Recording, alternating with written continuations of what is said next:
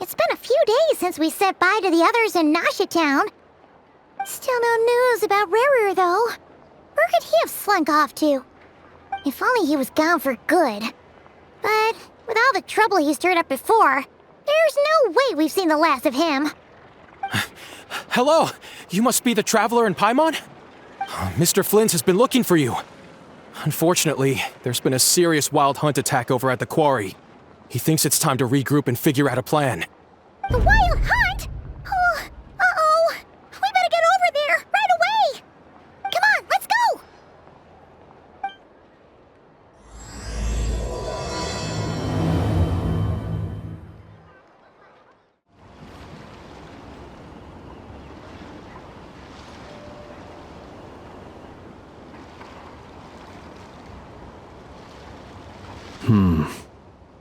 I can barely sense any Kuvaki at all. This whole area feels like a soulless husk. Looks like his appetite truly is insatiable. As if the power of that energy cannon wasn't enough. He's not seriously still getting stronger?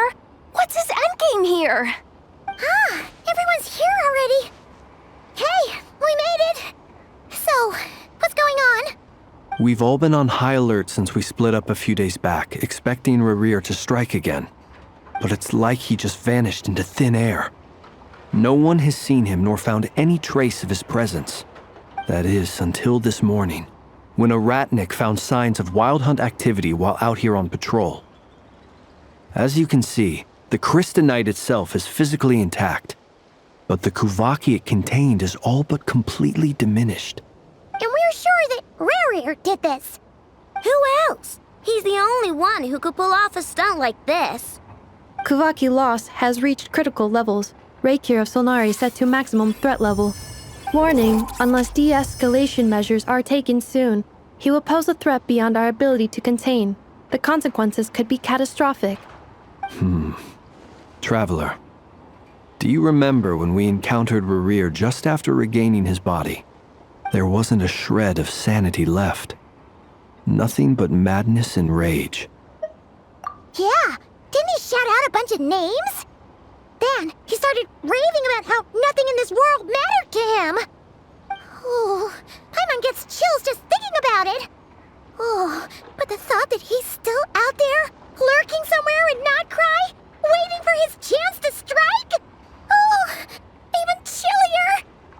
Last time we fought, we were already at a disadvantage. If he has such overwhelming strength, why would he suddenly go into hiding? Yeah, if I were him and I wanted more Kuvaki, I'd just take it by force. No point staying in the shadows. Unless something went wrong. His whole resurrection thing didn't exactly go smoothly. The other thing is, how does someone who's completely lost their mind still have the wherewithal to cover their tracks so perfectly? Beats me. According to certain medical studies, insanity does not always entail a complete loss of rationality. It may be that he is simply living in a world of his own. That actually sounds about right. He was ranting away to himself the whole time, like he had zero interest in talking to us. There are many unanswered questions here. He could be right under our noses, and we'd still be in the dark. Besides his name and title, we know little about him. Certainly nothing about his past, or what he might be hoping to achieve. Exactly. And we wouldn't even know where to begin looking. Even Boss hadn't heard of the Rerir of Solnari before all this. I'd be willing to bet that even if we gathered together every scrap of intel in Nodcry, we still wouldn't find more than, 3 useful facts about him. So, if we do nothing, he'll just keep getting stronger. But if we want to investigate him, we have no idea where to look. Last time we had Marionette and her big robo-buddy to help us, and we still barely held our ground. If we had to face him alone... Oh, Paimon's head hurts just thinking about it. What are we supposed to do against a threat this big? Well, I do have a little hunch about his next move. Given that he attacked the quarry, I'd say it's likely he'll target other places rich in Kuvaki. Somewhere like the Eye of Krati, or the Pillar of Embla. One thing's for sure. If we just sit back and let him keep absorbing Kuvaki, we really won't stand a chance against him. A perfectly reasonable hypothesis. However, it is worth noting that these two locations are quite far apart. To investigate them both, we'll need to split up. I agree, we should split up. Right now, Rerir's goal seems to be gathering Kuvaki, not fighting us directly. Once we're done, let's regroup on Hisi Island. Wait, why Hisi Island? If I recall correctly, your largest goddess statue was carved from Kuvaki-rich ore, was it not? That's right. Yes, it could well be a potential target of his. I should head back and start evacuating the pilgrims.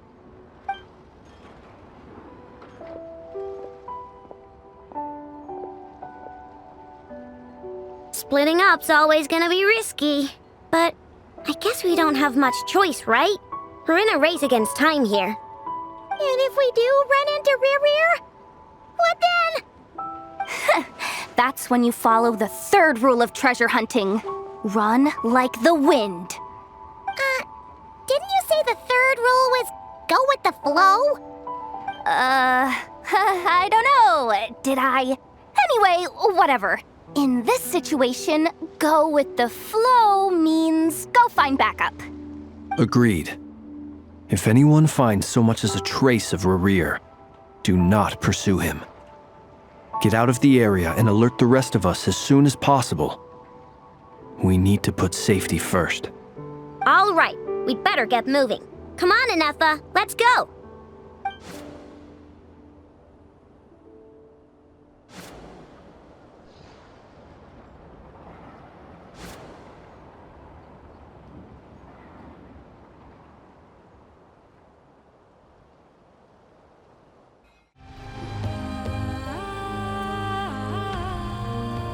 Any leads? Nope. Diddly squat. No clues to where he might be hiding. It's like he's a ghost. It feels like we're sitting on a powder keg that could go off at any second. Oh, I hate this feeling. I'd rather face him head on than be left hanging like this. So, you guys didn't find anything either? Not loving the word either. How about you, Flint's? I questioned a few Ratniki and eventually narrowed my investigation down to one suspicious individual. But by the time I got to his place, he was already gone. Almost as if he knew someone was on to him. Either that or he's just extremely cautious and doesn't stay in one place for long. He's been biding his time for a while now. The question is, where or what is his next target? No idea. Since regaining his body, he seems to have lost all interest in the fragment in my possession. If he did still want it, he's had plenty of chances to take it. All we can do now is hope that Aino and Anefa turn up some leads. Darn it, Rerir. If you've got the guts, come face me one-on-one! Wait, he's actually here? I didn't mean it, I swear! No, it's coming from Silver Moon Hall. The Lady Kutar might be in danger. Let's get over there, quick!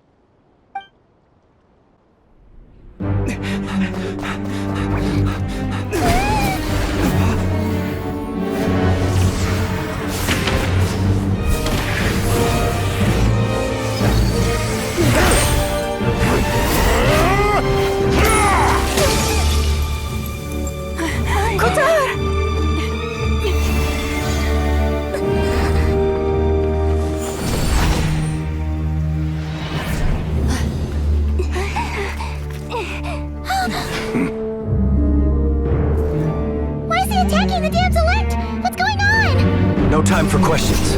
Stop him!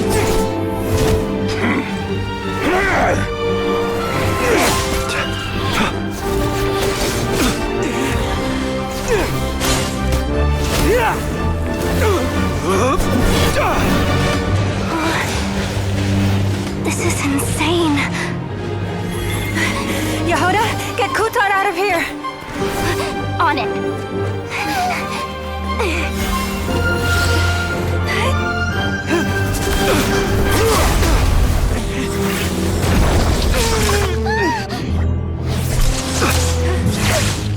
Look where your feeble light has gotten you.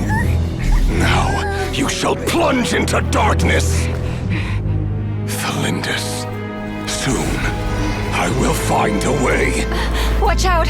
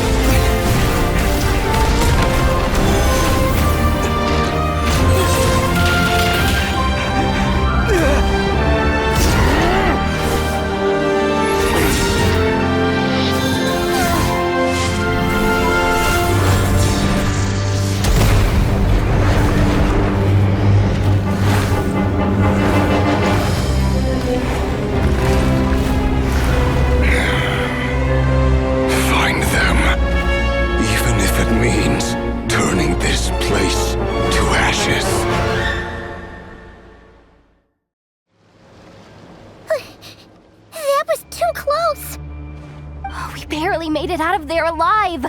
What's that guy's deal? How'd he get so crazy strong? He's a threat to this entire nation. I doubt his strength could even be measured by conventional standards. I have a question. When me and Anefa showed up, we saw him chasing after this lady like he wanted her dead. What was that all about? We weren't there for the whole thing either. They were already duking it out by the time we arrived. Yeah, we didn't see how it all started. It all escalated so quickly, we had no choice but to step in. Kutar, can you shed any light on the situation? Kutar. Cross-checking database. I see. So you're the one that the Frost Moon Scions refer to as the Moon Goddess? Wait, she's the Moon Goddess? Oh, no wonder she looks just like all those statues. There are many reasons why people might worship the moon, and just as many why they might despise it. I've never met that person before, but there was no mistaking his deep-seated hostility towards me. Why he holds me in such contempt, I cannot say. But since he hunts the power of the moon, it's no surprise that I am a target. Kutar. There are many potential motives. For instance, you help the traveler escape his grasp. This could be his way of taking revenge. It is also possible that he covets the Kuvaki inside you and seeks to take it for his own. The list goes on. But right now, devising a counter-strategy should be our #1 priority. The likelihood of this location being discovered is close to 100%. A counter-strategy? But we don't stand a chance against an enemy like this. Surely our only option is to run. He's not gonna chase us to the end of the world, right? So as long as we can sneak out of Nodcry undetected. No, I can't say that. Come on, Yehuda, this is serious stuff. You can't suggest we all just chicken out. Running is our only option. Huh? You seem surprised, but what other choice do we have? We are facing an enemy we cannot possibly defeat in battle. Well, I mean, yeah, but still. It's not too late. I can distract him, so you have plenty of time to make your escape. Wait, what? You're gonna act as bait? Doesn't that make sense? I'm the one he's after. There's no need for you to risk your necks on my behalf. A coyote doesn't stop for bypassers while it's howling at the moon. What is it, Lama? The Frost Moon Scions have already grown accustomed to life without their goddess. My presence here is no longer essential, and this is not my home, so you needn't ask me to stay. We can't just roll over and let him get away with this. That's not our style. Yeah, we can't just call it quits after everything we've been through together. Besides, she'd pretty much saved my life back there. If I just ditched her now, I'd never forgive myself. We can't overlook that you have saved our lives multiple times now. To talk of returning the favor would be a little crass for my liking. But suffice to say that we are friends, and friends look out for one another. Rerir's true objective remains unclear. Even if we were to sacrifice Miss Kutar, there's no guarantee he would stop. But Kutar, I know why you left the Frost Moon Scions so long ago. It was because people started treating prayer as a form of trade. They would make self-centered wishes, force you to accept meaningless offerings in return, and then expect you to perform miracles for them, as if that were their entitlement. If it were me, I might have walked away too. But I believe that time can change everything, and that sometimes it takes losing something precious to appreciate its true worth. After much reflection, I've realized that this was never about whether the Frost Moon Scions need you. Any relationship based on need is purely transactional. What I truly hope is that you'll choose to stay, not out of obligation, but as part of our family. You were born here, and now you've returned. Who knows? Perhaps it was the moonlight that guided you home. thank you, Lama. But my power is on the wane. I'm afraid I will be of little use to you now. Very well then. I'll do as you say. Both times you saved us, we were transported across great distances in an instant. Is that one of your powers as the Moon Goddess? It is, but I find it very draining. I barely managed to pull it off just now, and it will be some time before I'm strong enough to do so again. Rejected by the world, my power is dwindling. Like a lake cut off from its source, slowly shrinking away. Now, it has almost run dry. What do you mean, rejected by the world? The 3 moons belonged to the ancient bygone era in which they came into being. From the moment I was born, the world itself has been steadily sapping away at my strength. The 3 moons are not one and the same. As the goddess of the Frost Moon, I cannot wield the powers of the other 2. Yet moonlight has a way of blending together. Each can reflect the other's glow. So when our fingers touched, I was able to restore my strength by drawing Kuvaki from the eternal moon's marrow. But this method of recovery is painfully slow. If only we could find the... It's the Wild Hunt! Even faster than we expected. We'll have to finish this conversation later. See how those Wild Hunt creatures are running away from us. They're likely just a scouting party, which means Rerir won't be far behind. Then what are we waiting for? Let's get the heck out of here!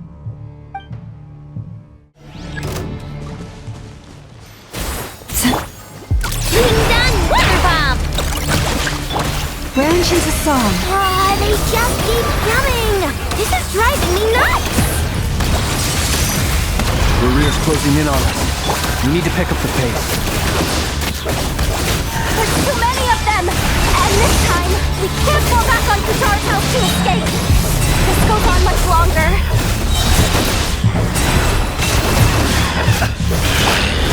Look, the rainbow! Ready? Insulation chamber deployed, preparing for dust up. By the frost in the gold, lush as the moon.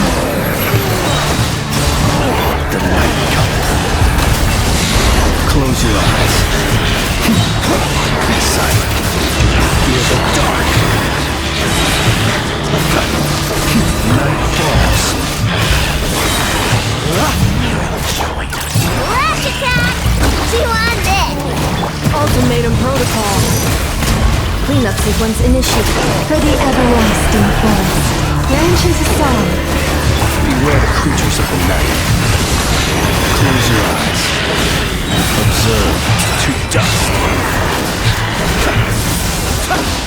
To dust.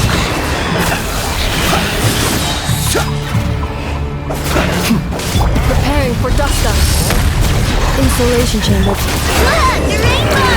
Chew on this! By the frost moon of old.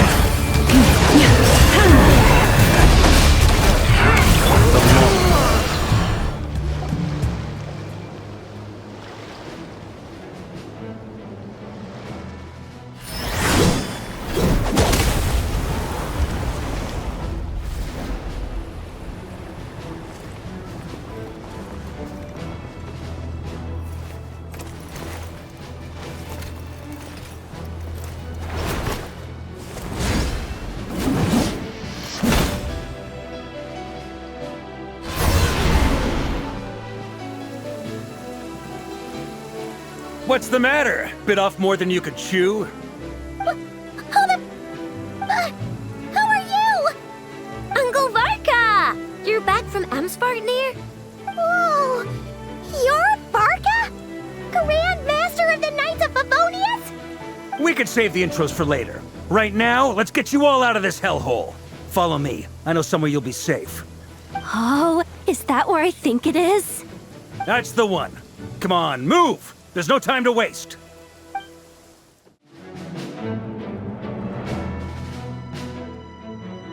Wow! Where are we? This is so well hidden. Well, that goes without saying. This is the Knights of Favonius' meeting place in Nodcry, and a contact hub for the Northern Intelligence Network. AKA, the black market of intel. No matter what faction you're with, it's the place to buy and sell information. Their headquarters are in Nodcry, but they've got contacts in every nation. As an expeditionary force on foreign soil, working with them has offered us the most effective way of getting our hands on reliable local intel. This is where we meet, so naturally, it's secure. Anyway, where were we? Folks from Nodcry should be pretty familiar with me by now, but I believe this is the first time we've met. Allow me to introduce myself. I am Varka, Knight of Boreas, and Grand Master of the Knights of Favonius. We've heard all about you. This meeting's been a long time coming. You look way younger than Paimon expected, but you definitely have that Grand Master vibe. Well, I'm no spring chicken. Just not showing my age yet. Definitely feeling some of that back pain today, though. Rushed back from Amsfartnir without a wink of sleep, only to get right into another fight with that freshly revived maniac. Another? You mean you fought him before? Yep. He wasn't nearly as strong back then, but he was still a formidable foe. I brought some of the knights along to give him a little surprise, but he saw us coming from a mile off. My squad took heavy injuries, and I barely made it out alive myself. We knew it might have been our last chance, so we staked everything on it. But still, it wasn't enough to stop him. I tried tracking him down afterwards, but he didn't leave a trace. Even in his unhinged mental state, he's as cautious as any trained operative. So, I decided to come find you. And as luck would have it, turned up to find you being ambushed by the Wild Hunt. The rest, you already know. Is that why he's been frantically absorbing Kuvaki these past few days? Because he sees you as a threat? Maybe I'm part of the equation, but even if I weren't, I'm sure he'd still be gathering power. He's clearly working up towards something. Note to self, Uncle Varka's strength rating officially upgraded. Guess it's my turn to ask questions now. So, what exactly has been happening in Nodcry? Why is the Wild Hunt returned in humanoid form? And why is it after you? That's a long long story, but I'll try to make it quick.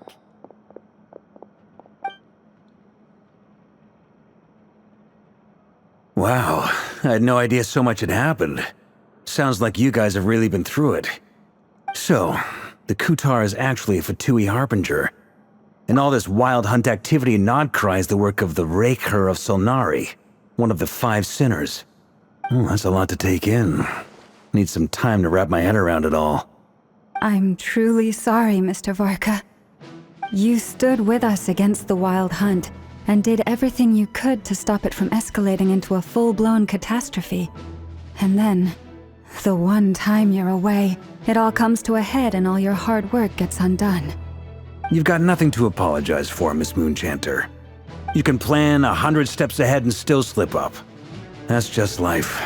No one knows what tomorrow holds. You can't predict which way the wind will blow next. And, to be perfectly honest, I can't say I'm surprised. For all the times we've defeated the Wild Hunt in the past, we've never been able to completely wipe it out. Turns out, we were just delaying the inevitable.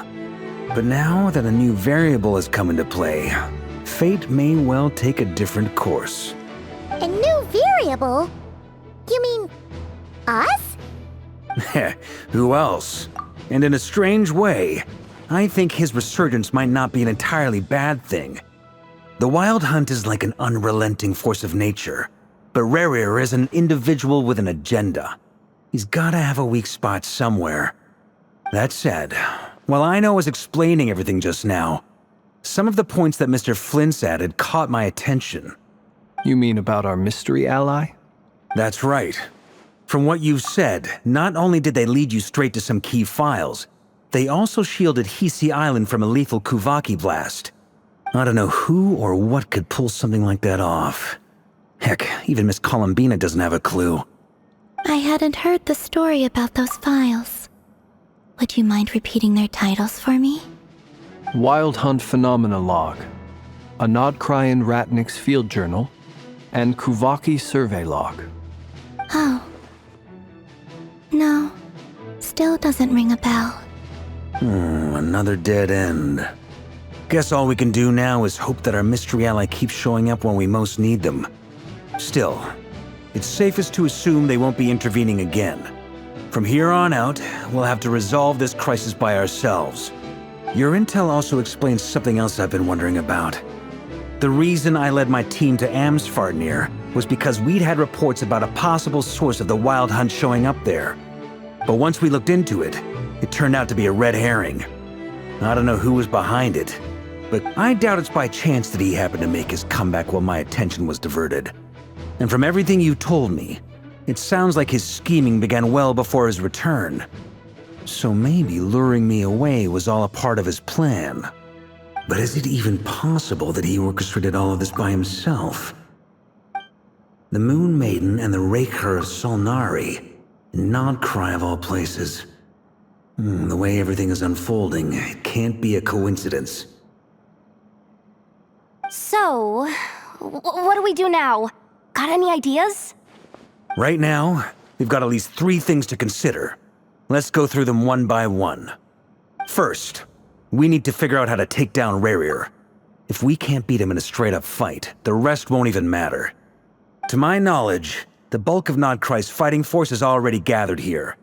But even with everyone united, we're still no match for Rerir in his current state, let alone with his power still growing.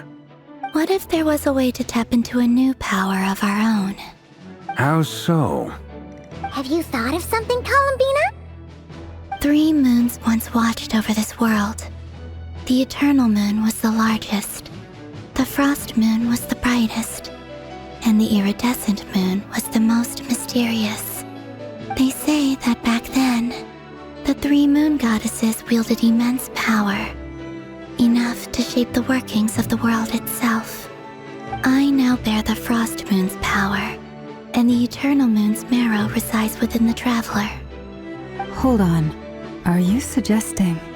The Iridescent Moon, the last piece in the puzzle. That's right. If we can find the Iridescent Moon's marrow, I will be able to regain my strength much more quickly. The 3 moons are said to stir the tides and illuminate all things. Perhaps they hold further secrets beyond our understanding. According to my analysis, the solution is feasible. However, it is subject to one major condition. How do we locate the iridescent moon's marrow? I know a way, but we will need to visit the Fatui's Experimental Design Bureau. The Experimental Design Bureau? Are you saying we need to involve Marionette? Yes. I must speak with Sandrone. It's a long way from here to the Experimental Design Bureau. There's a high chance you'll be spotted. You shouldn't go alone. Then that's settled. Next up, our second priority. Somehow, we need to figure out Rerir's end goal. As you saw for yourselves, when he was still in his wild hunt form, everything he did was for the sake of recovering his body and resurrecting himself. His first act since then, after laying low for a while, was to try and assassinate this young lady. People's obsessions often reveal their greatest vulnerabilities. There must be a reason why he despises the moon so deeply. Perhaps it sheds some light on his title, the Rerir of Solnari. The Wild Hunt has plagued Notcry for centuries now.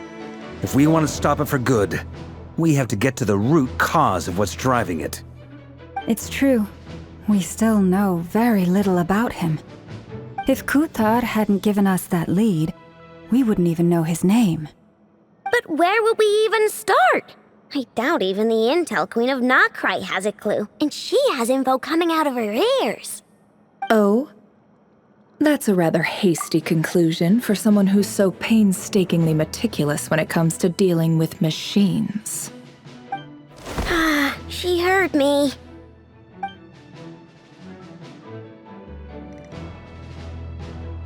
Boss! What are you doing here? I'm now asking myself the same question. I received a letter from a humble knight of Favonius, requesting a meeting to discuss a major business deal. But it looks like this humble knight had something else in mind. Details. Miss Nefer, the important thing is that you've arrived at the perfect time. Since his failed ambush, I've been racking my brains trying to come up with a plan to fight Rerir. Given the severity of the situation, I think it's fair to say that our only chance lies in uniting as one. And I'm talking all the factions in Notcry. We can't do this without the Curatorium, but I knew it'd be a tough job to win you over. So, I took the liberty of reaching out for a little chat. Wait a sec. How did you even hear about this place, Nefer? Didn't you say this is meant to be the Knights of Favonius' meeting spot? And a contact hub for the Northern Intelligence Network? And isn't it supposed to be super hidden?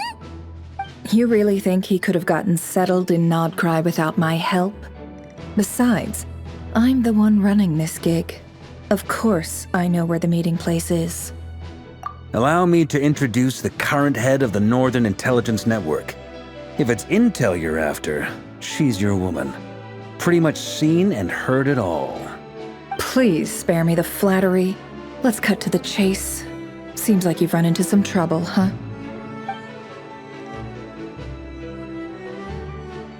Well, this certainly qualifies as an unforeseen crisis. On behalf of the Curatorium of Secrets, I wish you all the best of luck. So you're just going to sit this one out? Why should I get involved? What could possibly be in it for me? What if we told you we can't do this without you? Oh? Then I'd say you'd better make it worth my while. I don't work for free. I can't put a price on something like this. It's just not in my nature. But then again, you and I have always been polar opposites in this regard. So I can't exactly say I didn't see this coming. If you insist on compensation, I will pay you. Consider this a formal commission. Sound fair? You just don't give up, do you? Too bad. I know you well enough to know you can't afford my prices.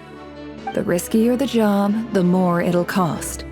And a Moonchanter's stipend isn't exactly generous. Unless You're planning to start passing the donation box around among the faithful? Boss, just a thought. If they come up short, maybe you can take the difference out of my next few paychecks. Things got really dangerous during the fight with Rerir. If this girl hadn't saved me, I'd be ley line fodder by now.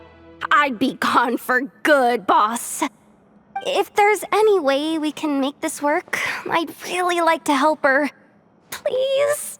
I'm begging you. This is why I'm always telling you never accept favors. They are the hardest debts to repay. You have to be careful who you get involved with, or you invite all kinds of misfortune.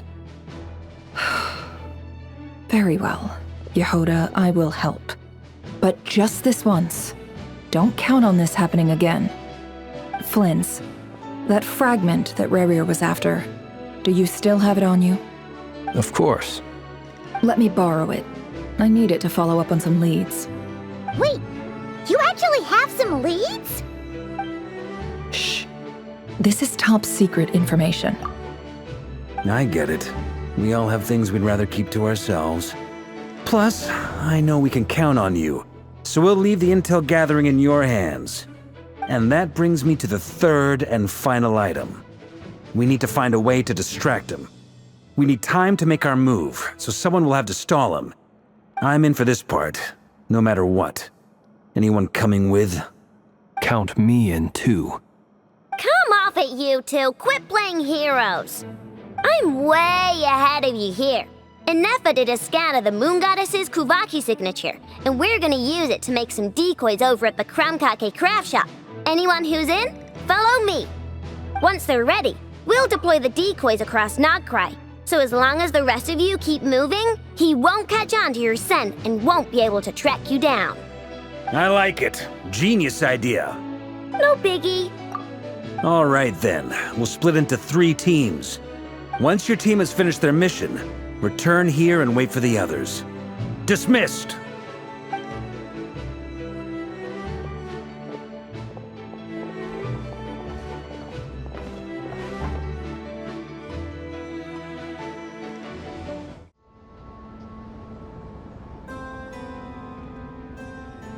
Lady Damselette. Wait, and you two? What are you doing at the Kuvaki Experimental Design Bureau? We've been doing our best to mind our own business lately. But if you're just gonna waltz up here like this, you're seriously pressing your luck. Don't blame us for doing what we have to. Huh. You really think that's gonna scare us off? We're not looking for any trouble. I just want to see Zandrone. Do I need to remind you that you're still a wanted fugitive for deserting us? Out of consideration for our former ties and the crisis we're all up against, we'll let you leave in one piece. But don't even think about trying to get inside. Let them in. But... Are you going to make me repeat that? No, my lady. Zandrone seems to be in a good mood. Must be maintenance day.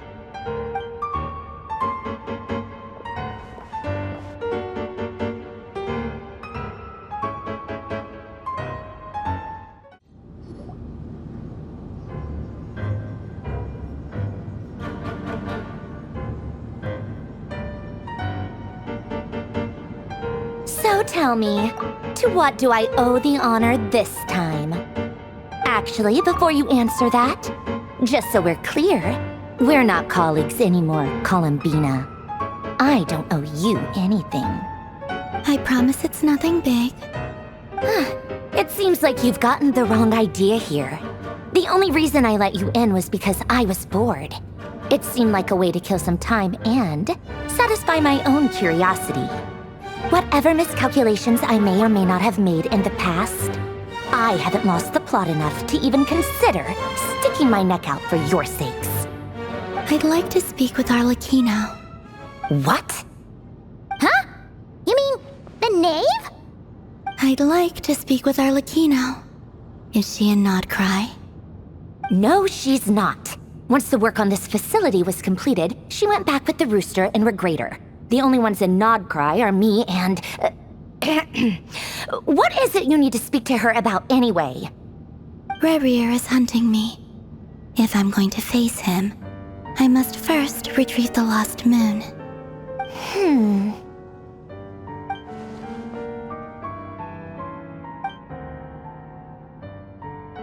Is that a no, then? As if I need reminding. I was this close to settling things with him before someone decided to whisk me away to their weird little garden. Have you held any tea parties lately? Tea parties? Yeah, obviously. You don't seriously think we'd pack it all in just because you aren't here. If anything, they've been more eventful than ever. Just me, Arlecchino, and a bunch of insolent, insensitive guests who won't stop asking where you've gone. Oh, they've been a real joy. I bet you served them the worst tea you have. Just like you used to do to me when I upset you. Who cares about how good the tea is when there's no one around to drink it? I keep losing people. First Rosaline, now you. I'm running out of people who can make me laugh. Honestly, what could be more ridiculous than the multi-centenarian goddess, who's only ever had the plain herbal tea she received as offerings? You'd always brew a different type of tea for me each time. Was it really just to see how I'd react?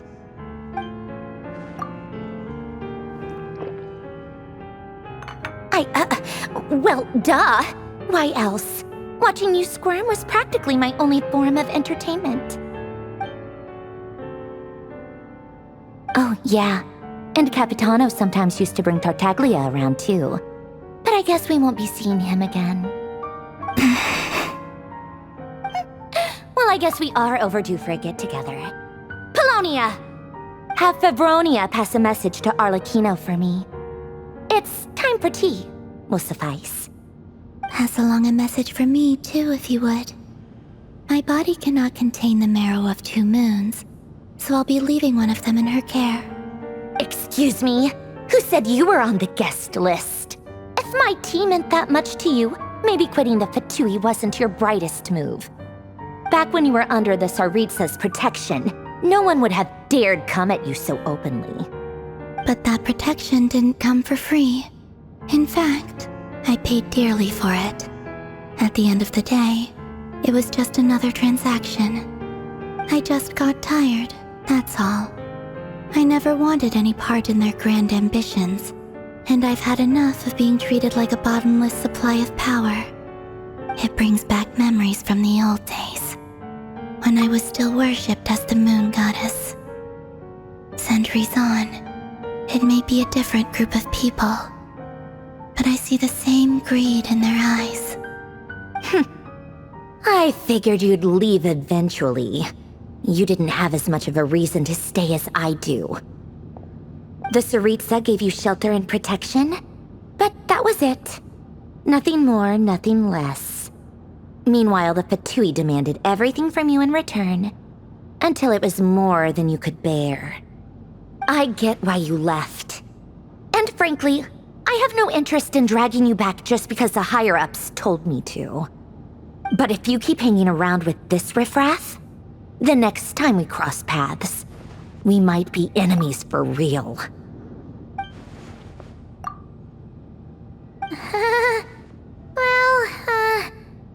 Guess that's our cue to leave? That might be your plan. But it sounds like someone else wants you to stay a little longer. Huh? What do you mean? Listen.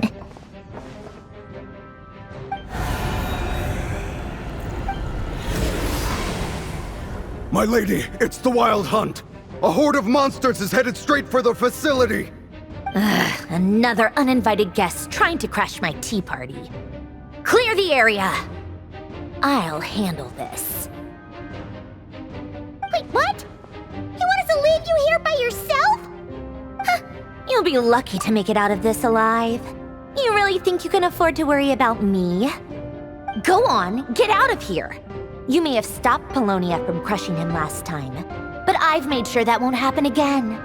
The entire Experimental Design Bureau is rigged for war. Stay and watch if you want, but it'll be at your own risk. You're not flagged as friendlies in the weapons system. Don't tell me what to do! Look, if you're leaving, make it quick, or you'll just get in my way. There's a secret passage on the second floor. It'll take you right to the plains out back. Stare all you want, Columbina. You're not getting another invitation to my tea party. I know. But thank you anyway, Sandrone. This is exactly why you shouldn't hang around with those people.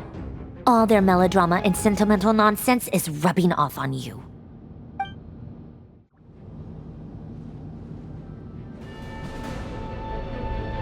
Come on then, Mr. Rerir. Let's pick up where we left off. It's your Wild Hunt monstrosities versus my beautiful creations. Let's see who comes out on top.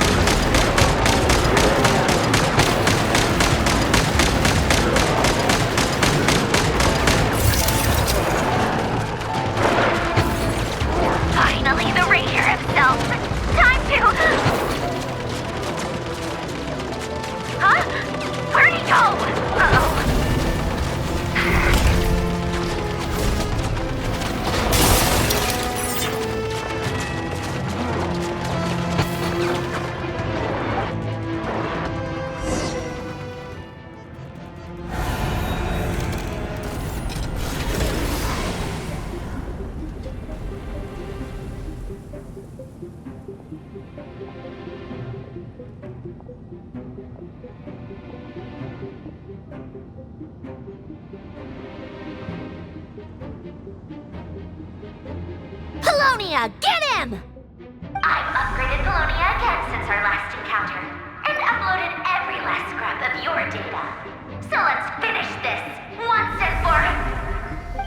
She's not here. Where did she go? Hey! Over here, you big... Curse it. Moon. Go. Keep searching. She cannot have gotten far.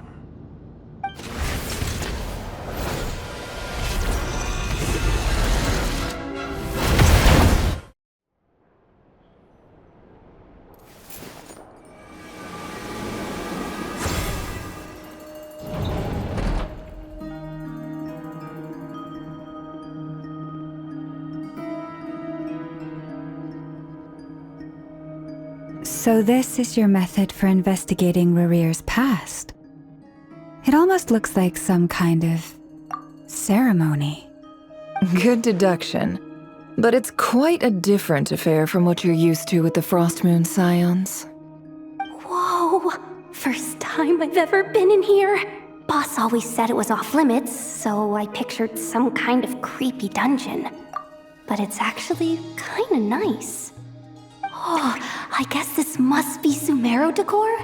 That's where Boss is from. And that nice shopkeeper who sold me my treasure compass. I'm not sure exactly what you've got planned, but it looks like you're all set.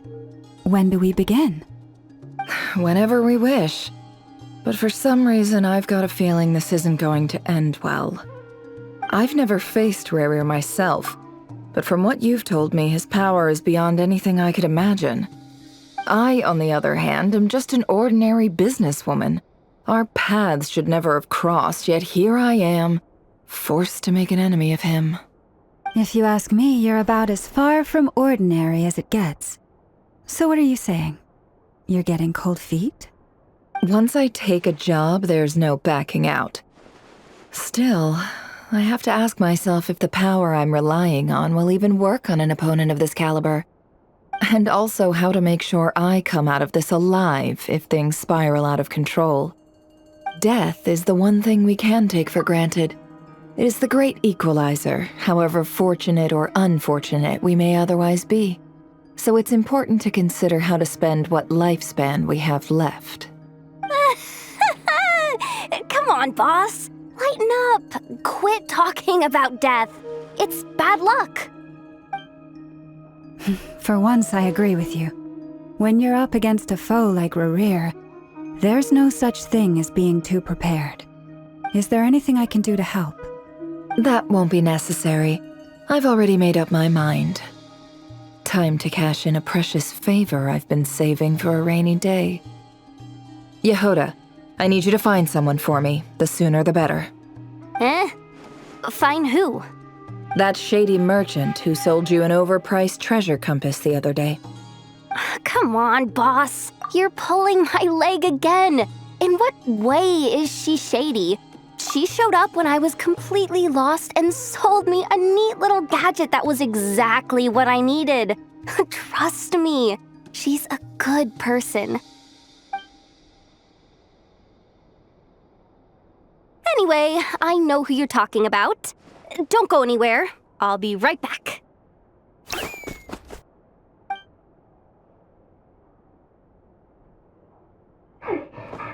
dragging me. I genuinely can't run any further.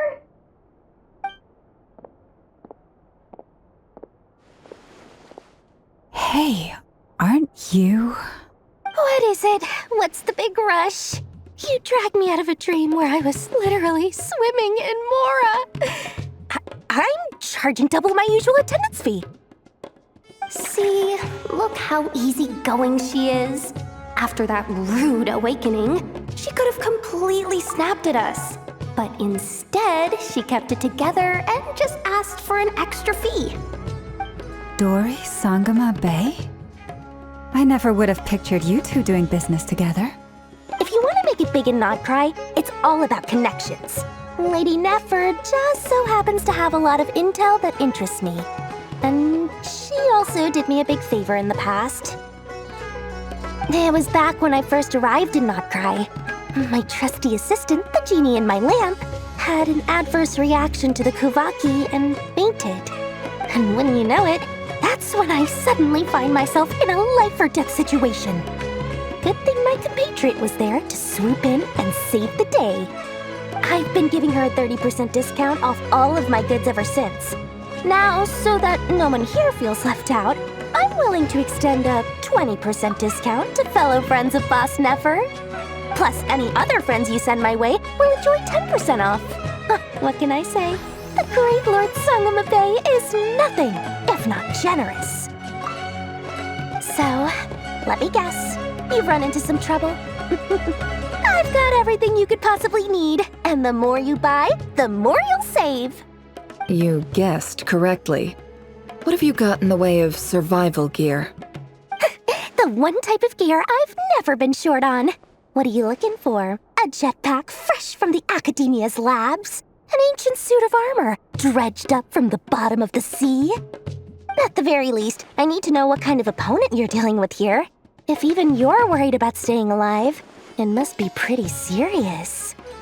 What if I told you it's someone with the power to bring a nation to its knees? Is that so? Then we really are talking top-shelf treasures. I don't have anything like that in stock right now. I'll have to ask my supplier. Your supplier? A powerful woman, make no mistake. I can't reveal her identity, but luckily for you, I hear she's planning to visit Notcry in the near future. If you're willing to wait, I can ask her when she's here. Can't say exactly how long that'll be, though. Then, let me put it another way. What would you do if you encountered an enemy like that? Roll over and serve yourself up on a silver platter? Course not! I have a handy little trinket from one of my generous suppliers, which... Hold on. What exactly are you getting at? No! This is for my personal use only! Let's just say I'm borrowing it, all right? Just for insurance purposes. You'll get it back later. Favors are the worst kind of debt to owe, and now you've got a chance to repay one. A win-win situation, don't you think? Fine. You can borrow it for 5 days. No, make that 3. And for every extra hour after that, I'm charging you 1,000,000 mora. Deal? Deal.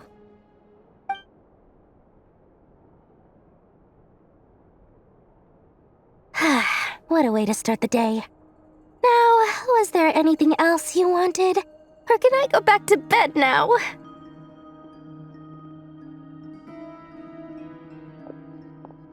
That will be all. Take care now. Don't trip up on your way back, friend. See you later! You're my favorite shopkeeper.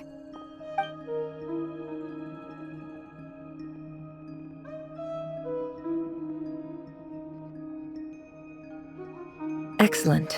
Everything is well and truly ready. The ceremony can now begin. After initiating the ceremony, your minds will follow me wherever I go. You will see many strange things in your mind's eye. So remember, don't be frightened, and don't make a sound.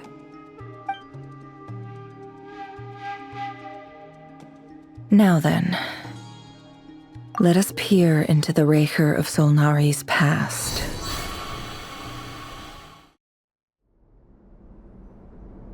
I made it. I don't recognize this style of architecture. Must be Conrian. Simple furnishings, table and chairs. It's a more ordinary house than I might have expected.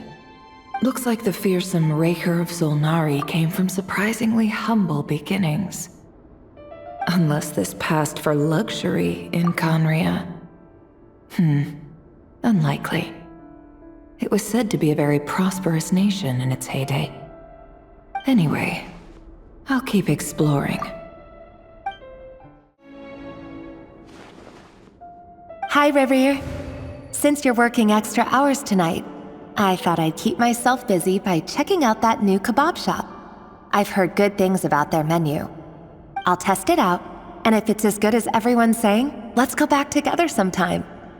P.S. New stash from the Universitas Magistrorum. I brought some goodies home. A few teacups and a pin rack. Hope you like them. They didn't sign their name. But they must have been close. Sounds like they were living together.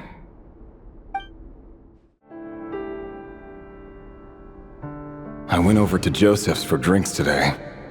They have a fine collection, but I went alone. Felindis was tied up with something and couldn't make it. Joseph asked why I came alone, but I didn't really have an answer.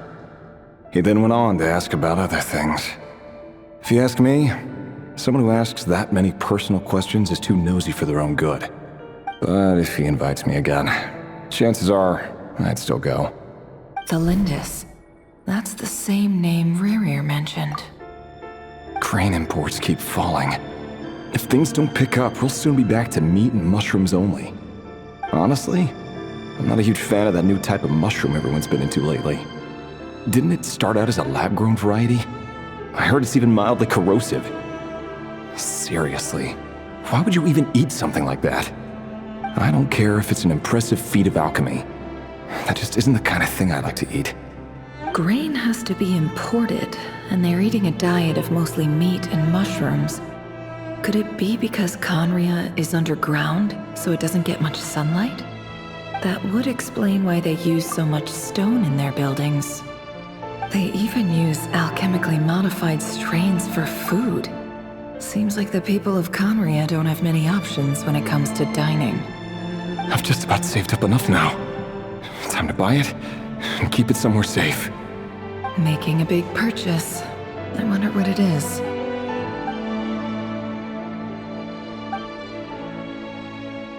He really is a professional. No wonder he's so good at covering his tracks. Despite what he's become, it seems like he's retained certain habits, at least in this regard.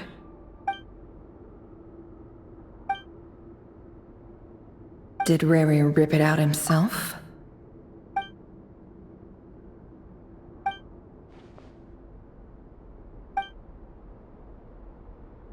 Before I met you, I was convinced that my heart was nothing more than a stagnant pool. The burial place of a fallen moon. A withered, windless grove where the waters rested forever unrippled. It was you who helped me see that my heart hadn't entirely withered away. That it could still beat to the rhythm of love. This is just trivial sentimentality from the looks of it. Why would he go to the trouble of hiding that? The burial place of a fallen moon. Rerir, over here. Dane! Oh, and, Vedaflin here? What a surprise to see you here, sir. Hello there, Rerir. You need not address me so formally outside of court. He doesn't get that much free time, so I invited him over for a drink. Even the court prophet deserves a break every now and then, right? Well, I'm flattered. So, what are we discussing today? Hey, don't look at me. As far as I see it, we don't need an excuse to have a few drinks. Come on, don't give us that. Didn't you say you were about to pop the big question? How's that coming along? Who'd have thought the great Twilight Sword was an even greater gossip? I just didn't expect you to be the first one to settle down and get married, that's all. Yeah. If you told me that a few years ago, I wouldn't have believed you either. So, are you planning to come clean about your job then? I'm guessing you still haven't told her. Sure, I'll have to tell her at some point. But I'll need to pick the right time and place. To be honest, I have no idea how she'll take it. Come on, stop being such a pessimist. For all you know, she could be thrilled. I bet she'll be much more impressed by your actual job than the one she thinks you're doing now. A member of the King's Guard. Quite the cover story. Does the king himself even know? Of course he does. Anyway, enough about me. How have you been? Me? Same old, nothing much to... Huh? What's up, Ved? It's nothing. Vedifulnir, Dainslift's elder brother. Renowned throughout the court of Conria as the Visionary, and said to possess a wisdom far beyond the reach of any ordinary man. And yet, despite the gulf between us, he seems to have something to say about me. Does he even know me? Does he see me as a friend of his brother, or just another of the Vinster King's blades? Why did he react so strongly? Was it really to do with what we were talking about? Brown, curly hair and brooding blue eyes. So this is what Rerir looked like back in the day. Perfectly normal. No different from anyone else. As frightening as this monster is in the present, there's something even more unsettling about seeing the human he used to be.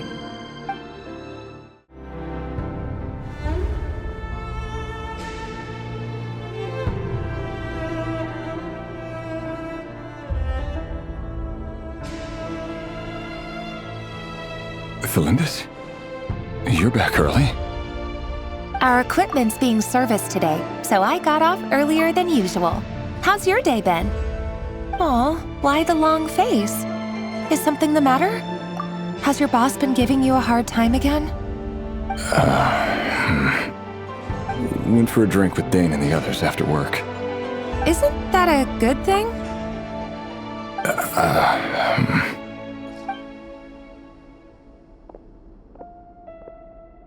Vedifulnir showed up today, too. You know, Dainslift's older brother. Ah, Mr. Vedifulnir. Yes, I've heard of him. They say that everything he says ends up coming true. He overheard Dainslift mention that I'd recently proposed, and seemed to have an issue with it. But when I asked what it was, he kept it to himself. So, you're worried? You can be such a child sometimes, Rerir. We're nobodies. Why would the Visionary be concerned about us? I'm sure someone in his position has much bigger fish to fry. Maybe you're right. You worry too much, Rerir. We've been together for ages now, and everything's been going so well, has it not? You've even proposed to me.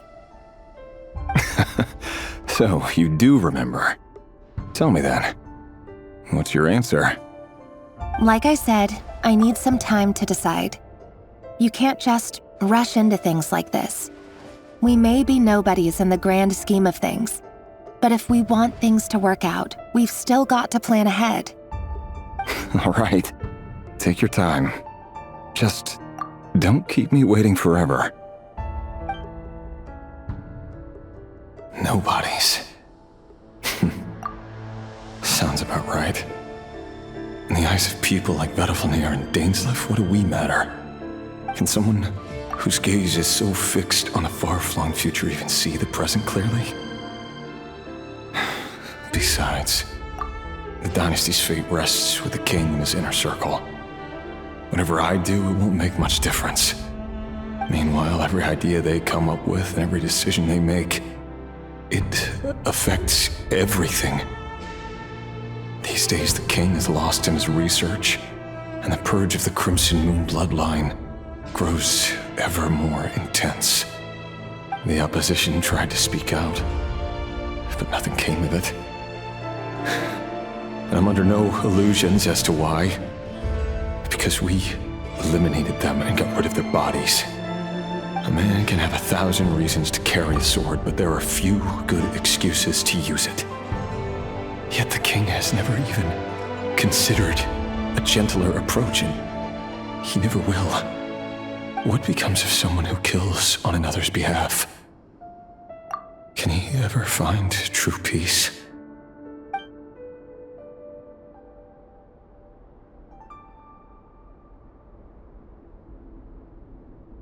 Felindis,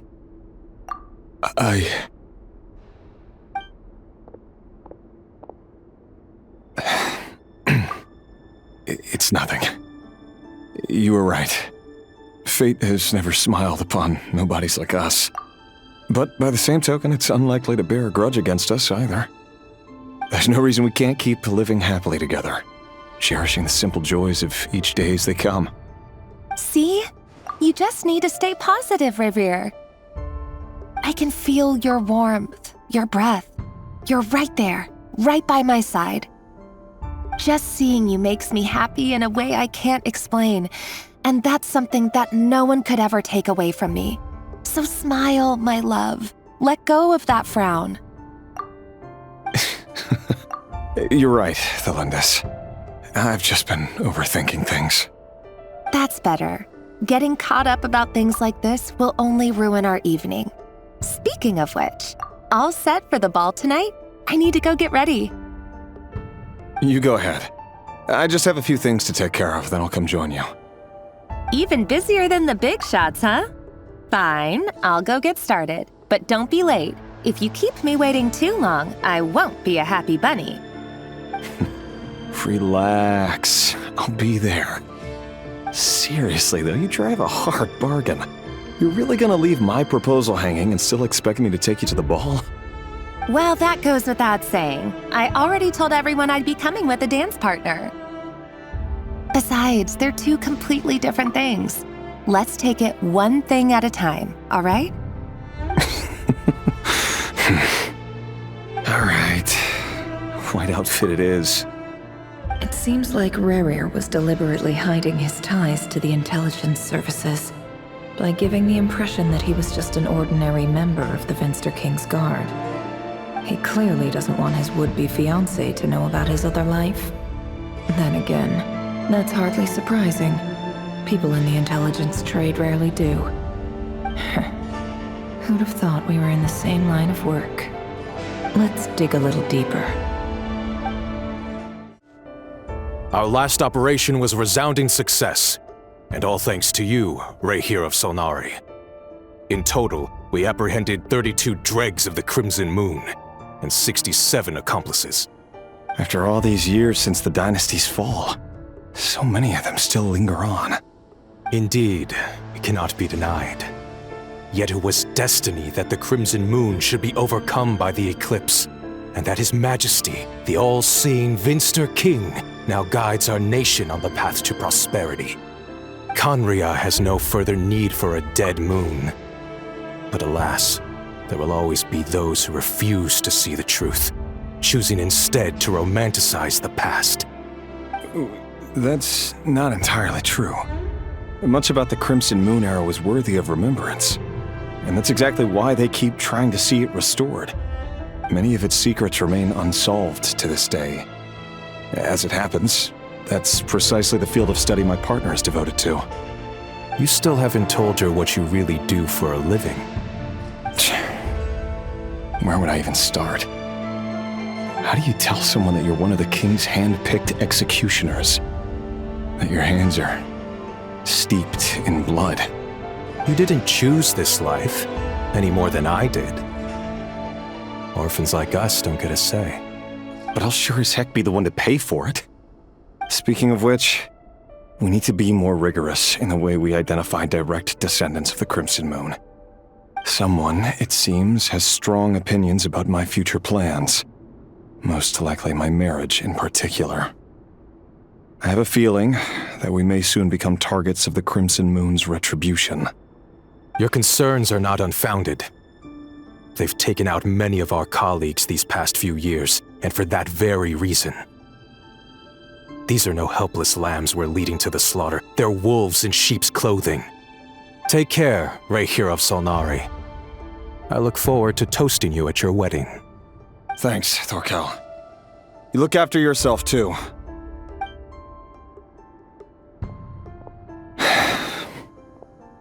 Thelindis, I never wanted to keep this from you. You're the last person I would ever want to lie to. But that's exactly why I can't tell you everything. There are things you shouldn't know. Things you cannot know. The moonlit dynasties are a thing of the past. Yet even now, with the sun shining high in the sky, there are those who would call forth a dead moon's ghost. Could that be why Vedalfnir held back? Or was it because of some court secret he's not at liberty to share? I have to get a clear answer from him. No matter what happens, I will protect the Lindis. Rerir seems to be very concerned by Vedderfanir's reaction.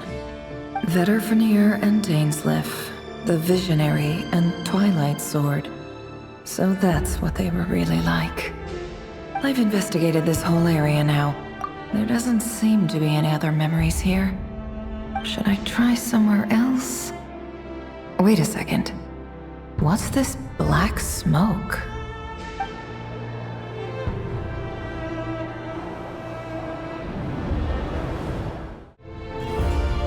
So, he's late after all.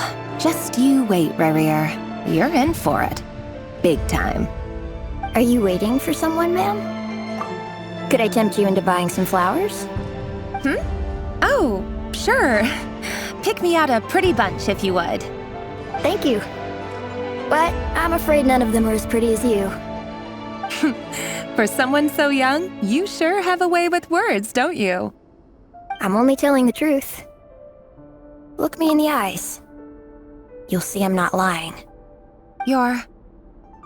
May we have a word in private? Who are you? And what do you want? It doesn't matter who I am. Too many of our kind have fallen lately, so I decided to take the risk of reaching out. Not long ago, the Rerir of Solnari led an assault on one of our strongholds. We suffered many casualties, and many who came to our aid lost their lives as well. Sorry, I don't know why you're telling me this. And I don't want to get involved. Wait, hear me out. This time we finally got a clear look at his face and learned his true identity. His name is Rerir, and he claims to be one of the King's guards. What did you say? A cruel irony, isn't it? The man you're set to marry leads a double life as a brutal executioner. But surely, you must have caught a whiff of the blood on his hands. Why are you telling me all of this now? Simple. It's because... How strange. Rerir was nowhere to be seen in that memory. It clearly belonged to the Lindis. Rerir couldn't possibly know what happened if he wasn't even there. Why would her memories appear in his fragment? The ceremony won't last much longer. I think it's time to call it a day.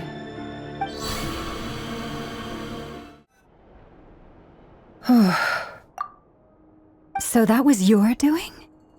Did you just pull us inside Rerir's fragment to spy directly on his memories? Any more questions, and I'll have to start charging. I had no idea you could do that, boss! Seriously, that was amazing! We're not worthy. We're not worthy! I gotta admit, though, I'm itching to see what happens next. Feels like we barely scratched the surface. I'm just as curious as you are, but the ceremony only allows for limited time inside. That's all we can see for now. Luckily, we managed to learn quite a lot. So far, so good. I just hope the others are doing okay too. Especially the group with the Traveler. Their mission is a risky one. Let's hope it's all going smoothly. If you're worried about them, go see how they're doing. If I know Boss, she's gonna need some time to write up all the details and make sure it's all coherent. I'll stay behind to lend a hand, but feel free to head back and meet up with the others. Oh, they've been prowling around for nearly 2 days now. These things just won't quit. Oh, they might not have seen us yet, but them constantly sweeping the area, our way out is completely blocked. Oh, that's never gonna work. One little slip up and it's game over. If they spot us, they'll run straight back to Rerir, and once he knows we're here, it won't be long before he's breathing down our necks again. Oh, guess you're right. All right, time to zip it.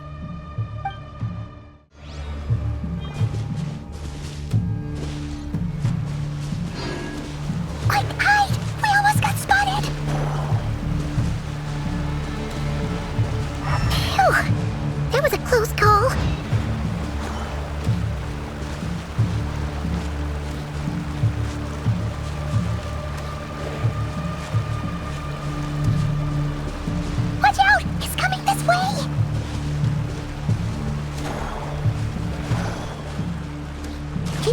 We're nearly there. This is the final hurdle.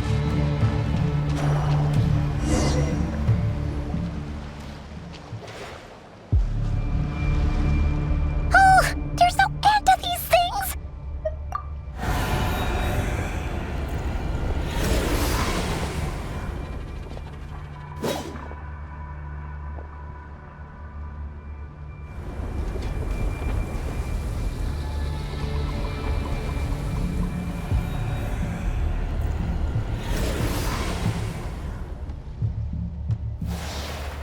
Fire.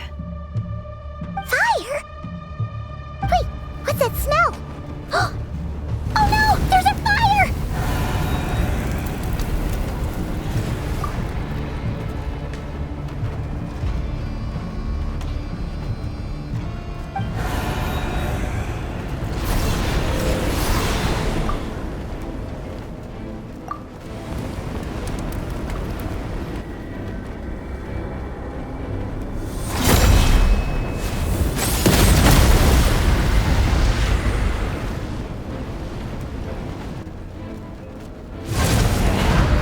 Sandrone was right.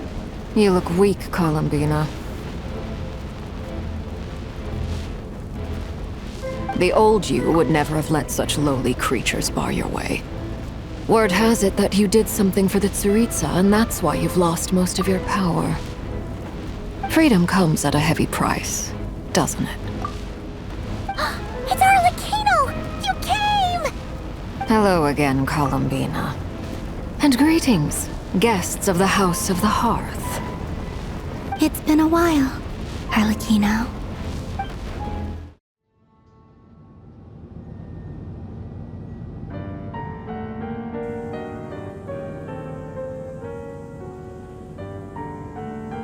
Stupid Rerir of stupid Solnari.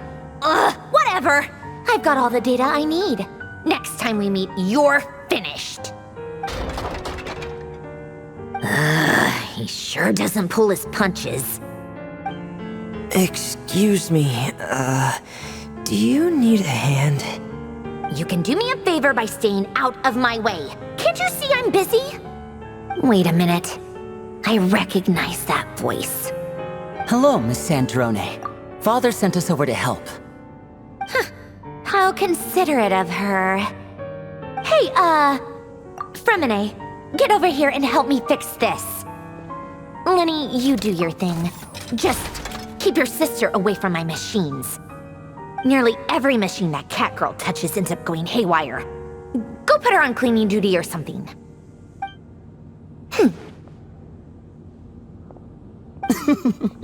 Then let's start downstairs. Fremine, we'll leave this place to you. You've got it. Wait a second. Pretty sure there's still some tea in the cupboard. If you want some, you'll have to make it yourselves.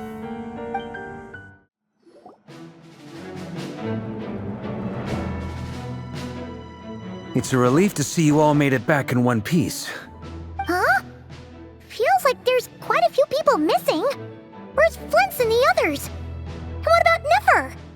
I returned ahead of them. Flint is helping Aino and Anefa to set up the decoys and buy some time. As for Miss Nefer... Boss is still wrapping things up on her end. She sent us back to fill you all in on the top secret intel we've been gathering. I see. Then let's get right into it. But first, who do we have here? You brought someone else in to help? Greetings. I was invited here to help as a longtime Tea Party companion of Columbina's. You may call me Arlecchino. Surely it can't be. Those eyes. Oh, where have I seen them before? Wait, of course. In those memories we just saw.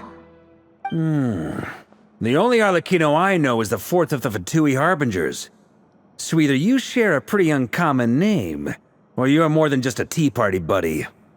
You're well informed, Grandmaster. A man from Mondstadt living all the way out here in Nodcry, and yet the people and affairs of Snezhnaya seem to hold a special place in your heart. Oh, the feeling's mutual. Sounds like you know all about who I am, too. A Fatui Harbinger. atmosphere in here just got really tense. Guess we can't just start trusting Fatui Harbingers, even at a time like this. I must admit, though, I'm a little curious. Seeing as the moon goddess no longer belongs to the Fatui, what makes you so willing to put your neck on the line here? Nor does Nodcry belong to Mondstadt, Mr. Varka. Yet still, you're fighting for it all the same. Things don't always have to have a tangible payoff. Sometimes, stopping things from spiraling out of control is a higher priority than chasing the spoils of victory. Of course, I can't say there's nothing in it for me at all. But that's between Columbina and myself. Forgive me. I don't mean to doubt you. It's just that the Fatui really have been the source of many of our troubles. We have our own way of doing things here in Nodcry. But ever since they arrived, the Fatui have treated us with nothing but hostility. I know there's been a lot of bad blood between us in the past. I've done my utmost to avoid friction whenever I could. But sometimes fundamental conflicts of interest simply can't be settled amicably. That's why I'm here solely in a personal capacity. This has nothing to do with the Fatui. As a gesture of good faith, I'll be frank. I can help Columbina track down the iridescent moon's marrow, which will help her restore more of her power. Anyway, what else is on the agenda? Let's begin. She says she'll be frank, then completely skips over the details. Looks like she doesn't want to give away too many secrets after all. But she clearly wants to change the subject.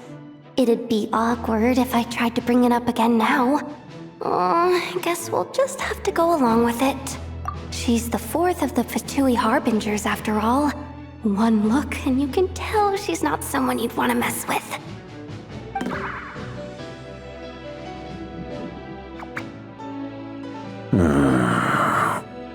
Well, since Miss Arlecchino sounds confident in her ability to handle that, we'll proceed to the next topic. Yehoda, time to share that top-secret intel. Alright, listen up everyone. First, we now know that Rerir was originally a Conrian secret agent whose primary mission was to hunt down and assassinate the so-called Dregs of the Crimson Moon. The Dregs of the Crimson Moon? Mm-hmm. In the memories, there was a lot of talk about the Crimson Moon and Eclipse, and a whole bunch of other stuff from the time of Conria. To my knowledge, those were the names of two different Conrian dynasties. Long, long ago, it is said that the people of Conria worshipped the Crimson Moon, drawing a mysterious power from its reflection. But one day, a coup saw the Crimson Moon eclipsed, hence the name of the new dynasty that replaced it, and how it became the new emblem of Conria. Still, long after the Crimson Moon dynasty had fallen, the last ruler of the Eclipse dynasty, the Vinster King, still coveted the secrets it left behind. So, he sent the Rerir of Solnari to secretly hunt down the Crimson Moon's few remaining followers. In those days, Rerir showed no signs of madness. In fact, he was as normal as any other person. Oh, and he had a fiancé, or at least a would-be fiancé, called Tholindis. What's the matter? Verfnir, Rheindaughter, Tholindis.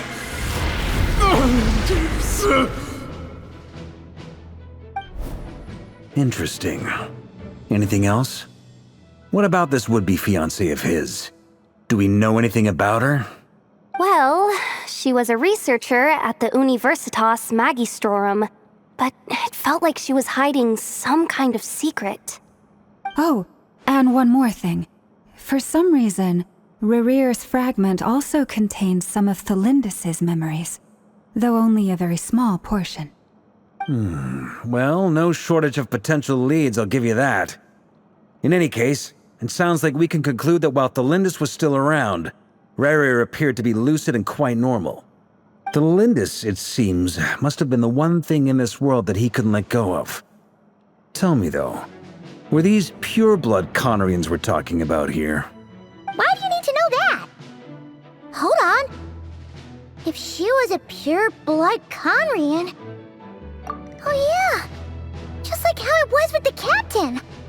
If we could somehow find her, do you think there's any chance Rerir might regain some of his sanity? It's possible, but it would take a miracle. We can't pin all our hopes on that. That merchant who Nefer knows, Dori Sangama Bay. Maybe we could hire her to look into it. Alright then. Let's keep working in our separate teams. Traveler, Paimon, Kutar, and Miss Arlecchino will go look for the iridescent moon's marrow. As for the others... On the way over here, I noticed that the wild hunt monsters had grown even more frenzied in their search for Kutar. At this rate, the people living here will be in grave danger too.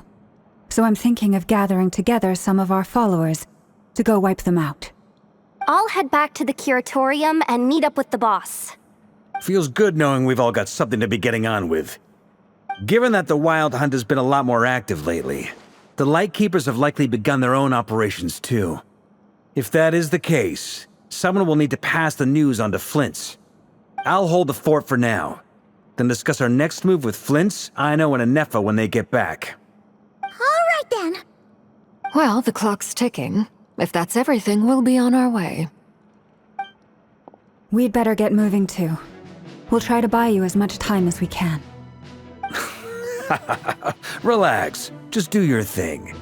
I decided to call in some backup since things are getting so hairy. Our reinforcements should be here any minute now.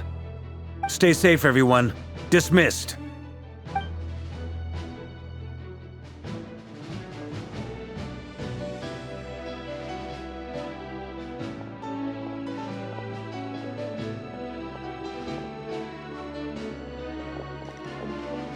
We're back. Did we get here a little early? Or a little late? A tad late. The others have already set off. To summarize, our resident moon goddess has found us a new ally, and Boss Nefer has uncovered some promising info. Everything going smoothly on your end? Not great. I don't know how long we can stall them for. The decoys are getting taken out way faster than we imagined. I'm gonna make some more later, but I need a timeout first. I'm so tired right now. Oh, right! Inefa, could you fill in Uncle Varka on what we just discussed with Flint's? Sure. Uncle Varka, you previously told us about how when you went to investigate a source of the Wild Hunt in Amsvartnir, you discovered that it was just a diversion. But according to Flint's intel, several outbreaks of the Wild Hunt had already occurred in Nodcry in the period leading up to that. That was before Rerir had regained his body, when he was far from regaining his full strength. In other words, in theory at least, he still lacked the means to act in two places at once. Flint's, with everything that's been happening, the Lightkeepers across Nodcry are rallying to fight back against the Wild Hunt. They're gonna need your help. I know, I'm sure you're capable of coming up with something far more effective than decoys. But for now, you should stay here and get some rest. Anefa and I will head back over to Amsvartnir to see if there's anything I missed. I told you Uncle Varka would say that, didn't I? A deal is a deal. Not a word about my snack intake for the next week. Database updated. Reliability of Aino's predictions increased. What does that mean? They were betting on how you'd respond after hearing their intel. It's the obvious choice, isn't it? That's hardly worth betting on. We already decided that Anefa should go investigate the situation over at Amsvartnir on her own. You might as well stay here and keep watch. Someone needs to hang back and oversee our strategy meetings. And besides, you still haven't fully recovered from ambushing Rerir. So I've ended up with the easiest assignment. Well, I appreciate it, everyone. See you when you get back. Here, this will serve as a good spot to cross over. Arlecchino, hold up a second. Since you brought us all this way, would you mind telling us what you got planned? We still haven't got the slightest idea what's going on here. And if even Columbina doesn't know where the iridescent moon's marrow is, how do you? Simple. Because I am an inheritor of the royal bloodline of the Crimson Moon, and one of the last surviving embers of the Two Worlds' flames. Huh? Are you serious? As in, you're a descendant of that Crimson Moon dynasty we were just talking about? The one from ancient Conria? Your surprise is understandable. I was also taken aback when I first learned of it. But the more I thought about it, the more I realized the signs had been there all along. When I was young, I discovered I could wield a very special kind of fire. It coursed like blood through my veins and smoldered away inside my nerves. What's more, whenever I experienced strong bursts of emotion or drew too deeply on this power, it was like some kind of presence within the fire would begin to gnaw away at me, consuming me from the inside out. Exactly. That is why my hands are like this, too. At first, I saw it only as a curse, but once I became a harbinger, the jester apprised me of the truth. Together with my own investigations over the past few years, there are several things that I have gradually come to understand. For instance, take the so-called Crimson Moon. In truth, it is nothing more than the shattered remnants of the iridescent moon, fused with the abyss to prolong its lifespan. Since this blood flame was bestowed upon me by the Crimson Moon, it is a fusion of the iridescent moon's former power and the corruption of the abyss. You all understand the nature of the abyss well enough. I draw upon its power, and in return, it hungers for my soul. This strange blackness is the mark of corruption it has left behind. If I recall correctly, you once told me that if the corruption ever made it to your heart, you'd become a completely different person. Yes, and that's the reason I'm always careful not to push my power too far. It's essentially a never-ending tug-of-war. Whew. Sounds intense. Anyway, the rest of my story can wait. Is there anything else about the Crimson Moon or the Iridescent Moon that you're unclear about? Paimon has a question. So, the Crimson Moon that the Carians used to worship was actually the Iridescent Moon, right? Which was one of the three Moon Sisters. Does that mean that the Carians were to the Crimson Moon as the Frost Moon Scions are to the Frost Moon? So much of that history has been lost. We have no way of knowing exactly what they were like. But I would suspect that the Conrians weren't as devout in their moon worship as it might appear. The iridescent moon's remains simply served as their link to the abyss. Later on, perhaps someone discovered a way to make direct contact with the abyss.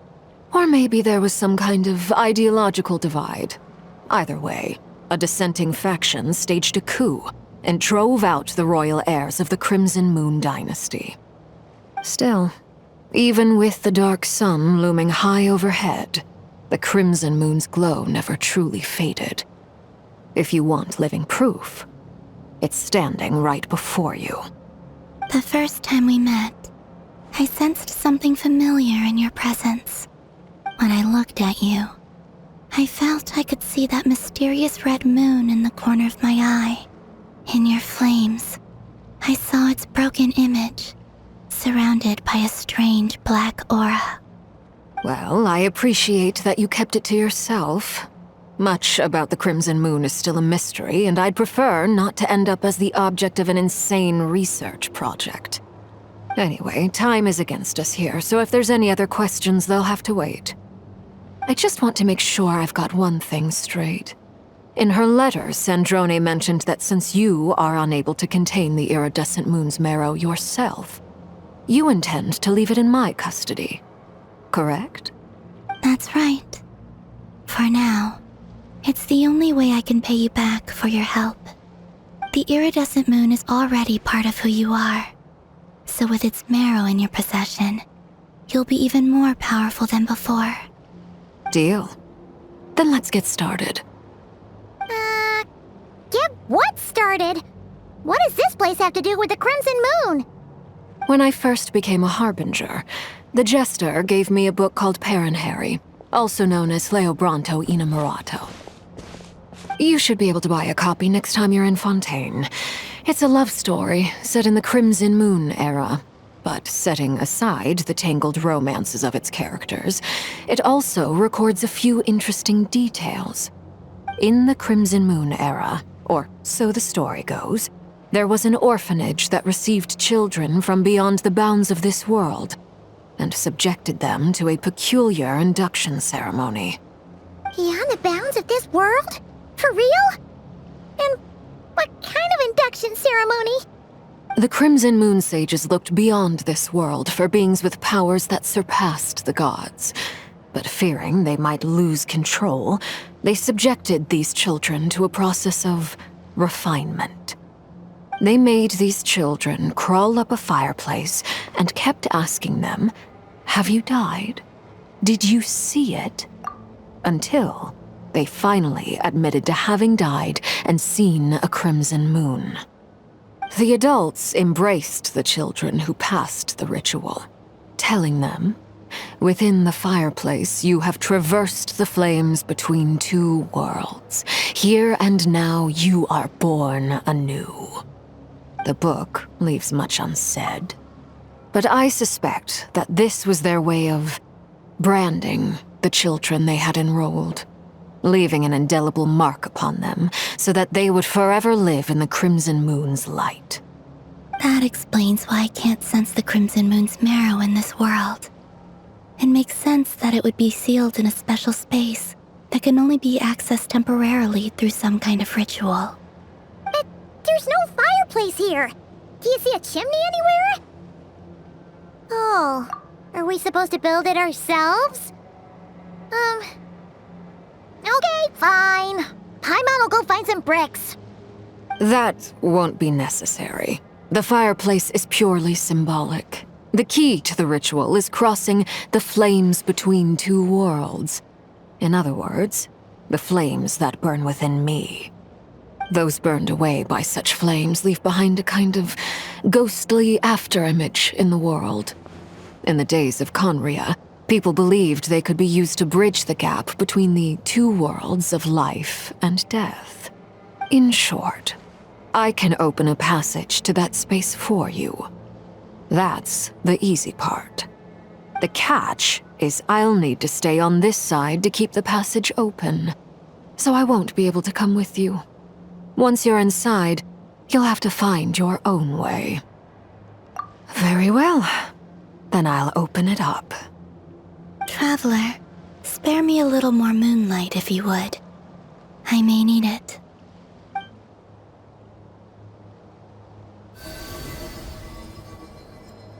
Thank you. I feel like I've recovered some of my strength now. It should be enough to move us across short distances and confront whatever dangers might await.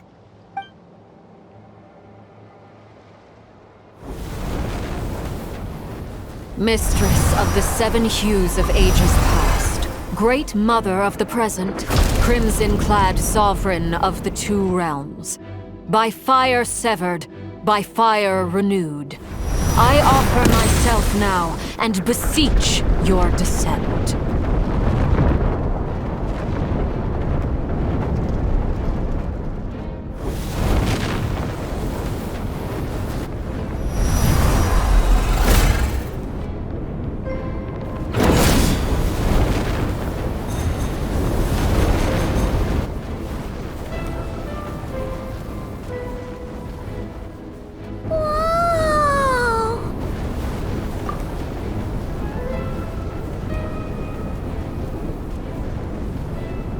One word of advice.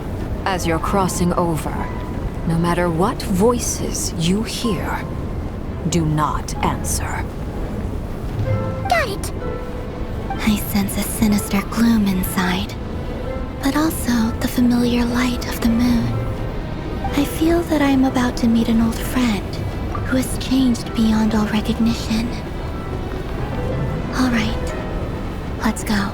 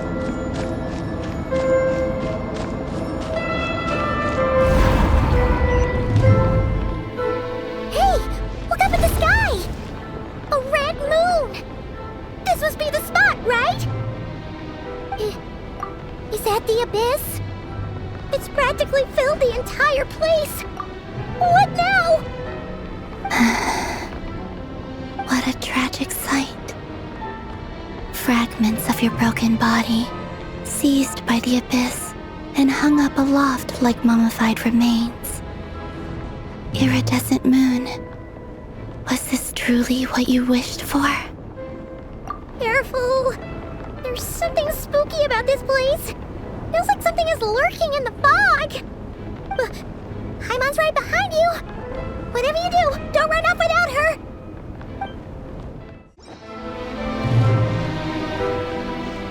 By the way, Columbina, didn't you tell us that the iridescent moon had shattered into pieces? The moon up there looks pretty whole to Paimon.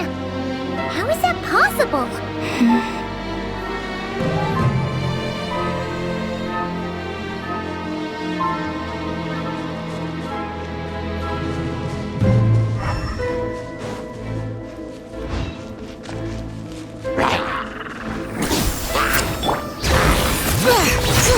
One with my blade!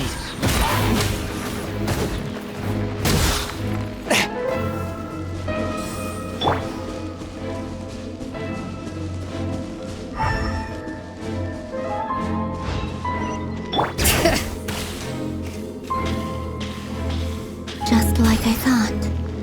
It was only a facade.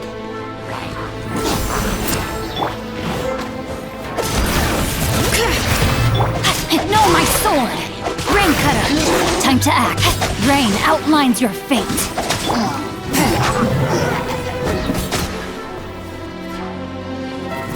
Forth, my blade!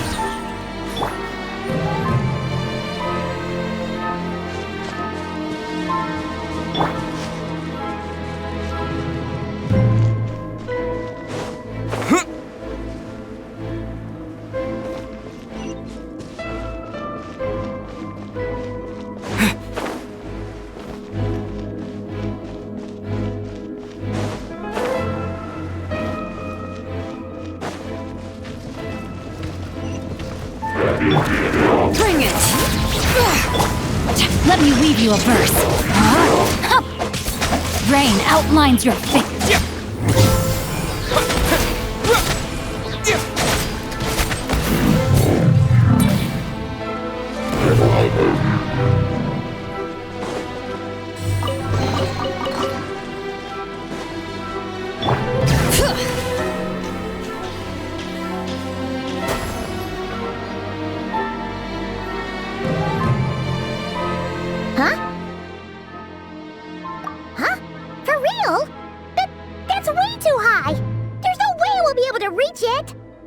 No, I'm not sensing anything up there. It's coming from under the mountain. Let's see. Ah! There's some kind of weird shadow over the water. Wait, see that? Looks like a mechanism of some sort. Let's check it out.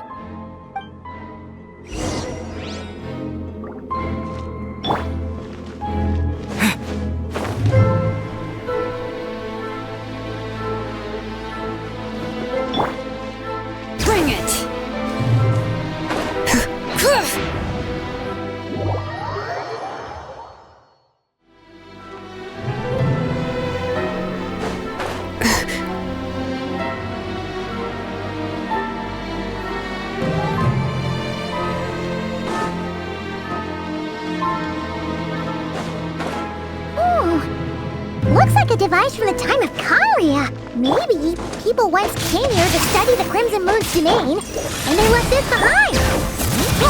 If we can activate it, we might find some clues.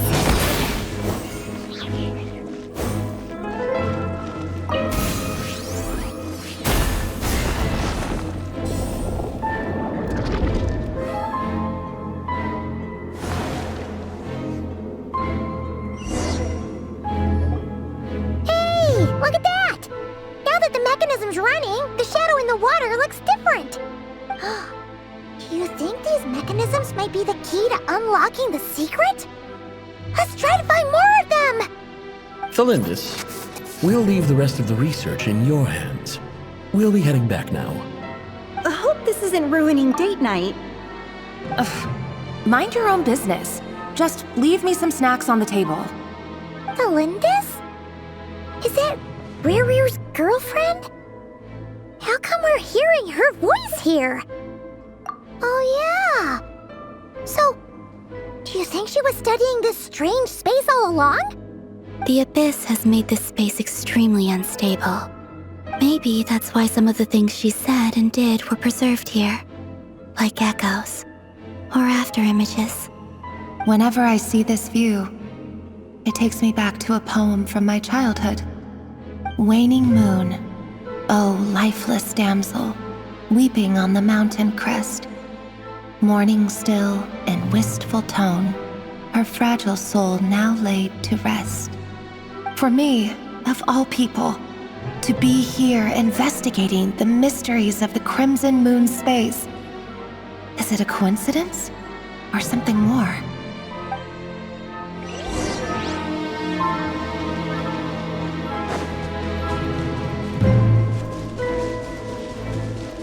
Bring it!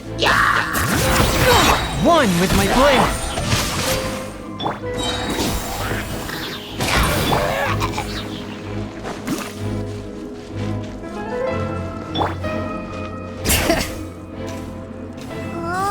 Looks like the Abyss has messed up this mechanism. We need to find a way to get it working again. Let's see if there are any other devices nearby.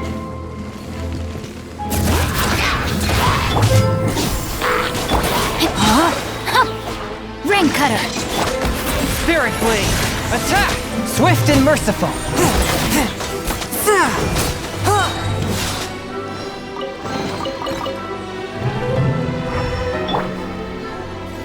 Bring it!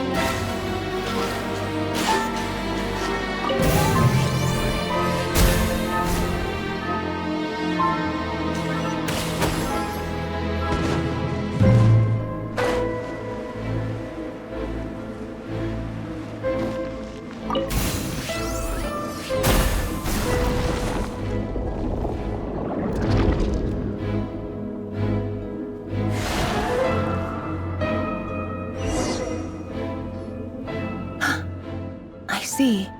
So the moon marrow, or rather the power of the 3 moons, is the key to unlocking. If it really does exist, then maybe this madness can finally be put to an end.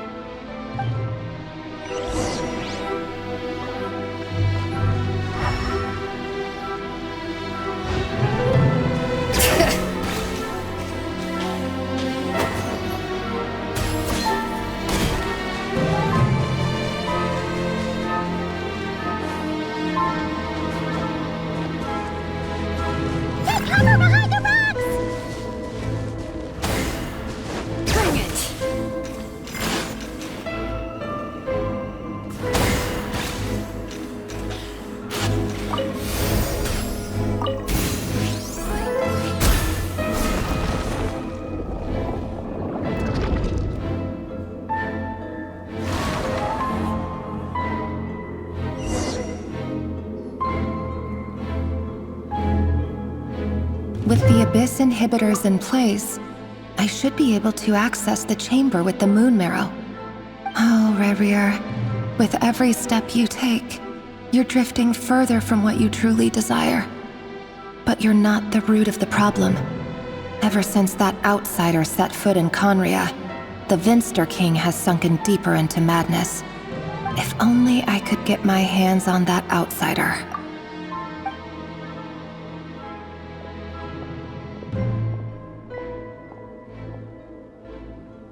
Hey look! The moon's reflection is back to normal! Felindus's voice mentioned a chamber with the moon marrow. Do you think maybe it's hidden in the moon's reflection? It must be. For within it, I sense the fragile aura of a dying soul.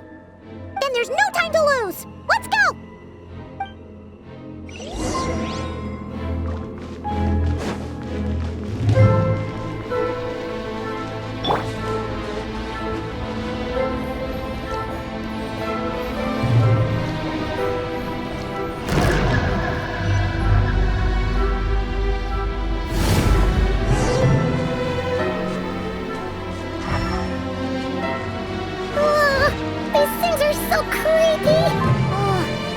Looks like we'll have to destroy them if we want to get to the iridescent moon's marrow.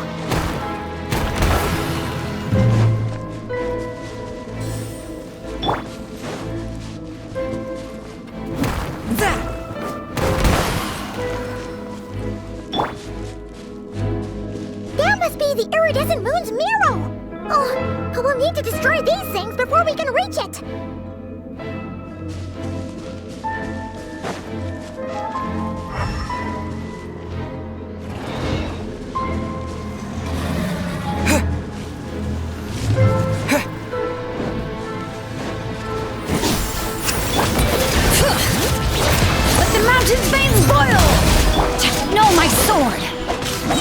Witness the power of Gugwa!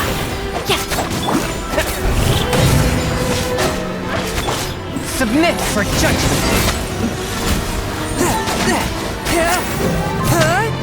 Bring it!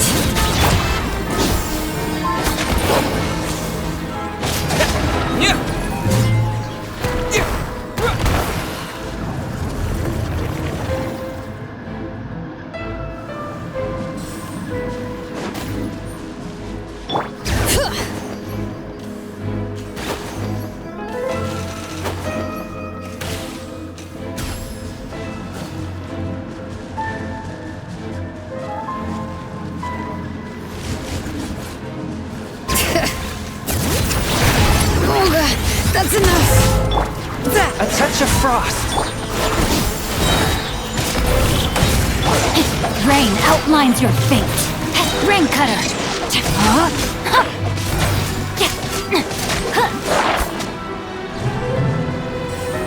Hang in there! We're so close!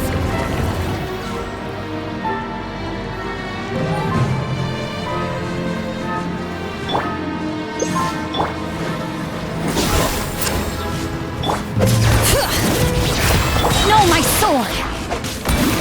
Rain outlines your fate!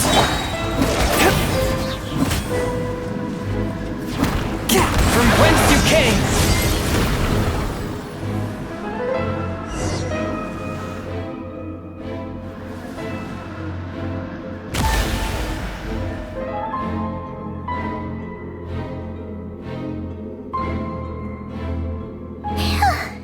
We finally did it! The iridescent moon's marrow, still burning away like an undying flame, yet now contaminated by the abyss. It has taken on a new form entirely. If we can purify the abyssal power within, we should be able to obtain its untainted essence.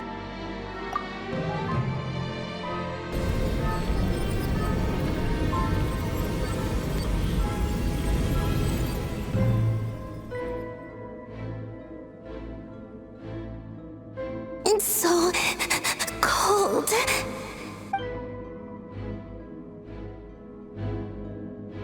Is it you?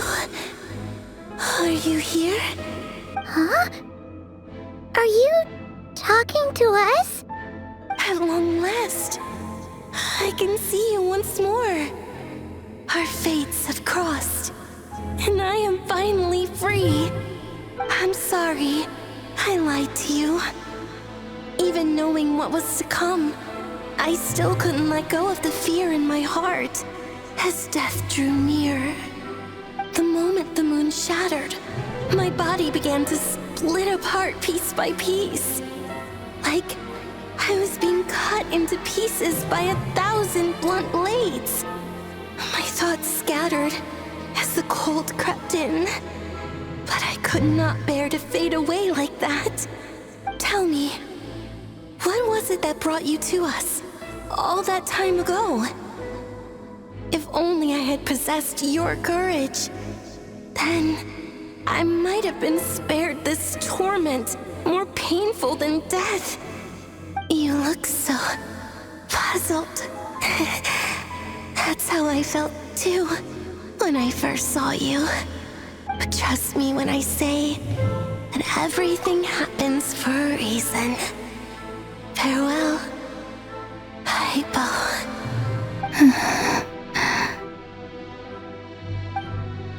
What was that all about?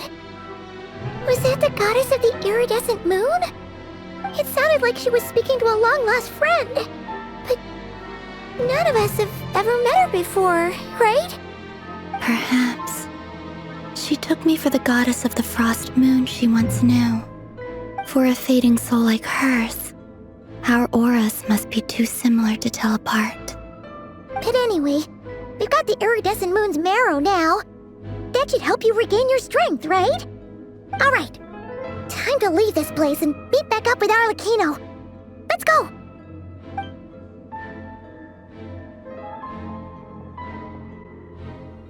That's odd. This place looks different than when we came in. Waning moon, oh lifeless damsel.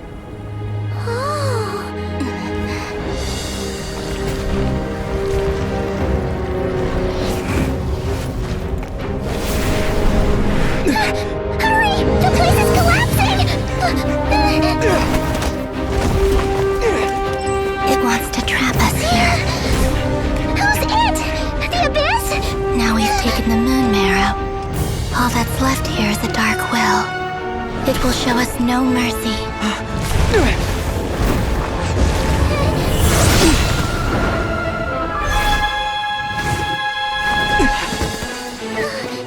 Give it back! The crimson moons! My marrow! My heart!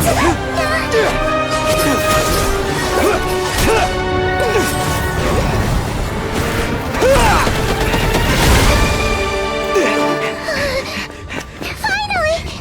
Huh? Oh no! The exit's blocked! They're back! Now what do we do? This is where you fall. Witness my rise. Hey, What are you waiting for? We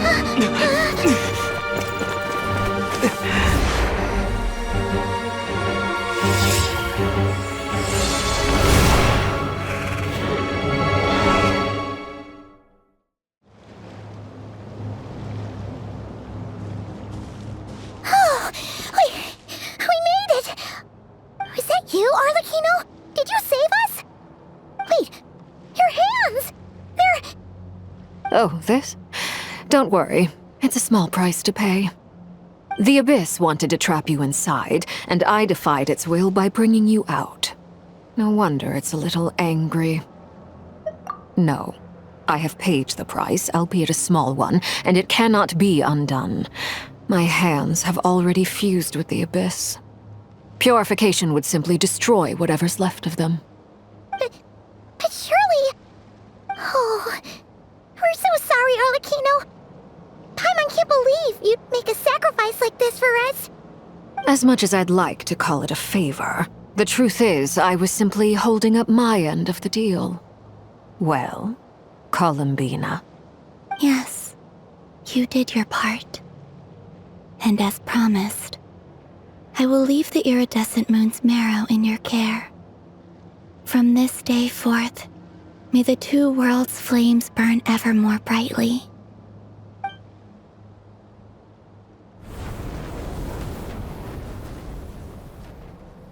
I'll take that as a blessing. Now, Columbina, give me your hand. Accept this moonlight I offer in return.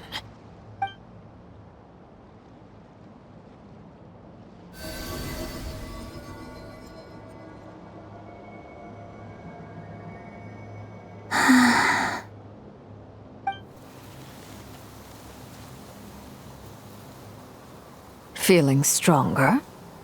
Hey, Columbina, are you okay? I'm fine. Our powers are a little at odds, that's all.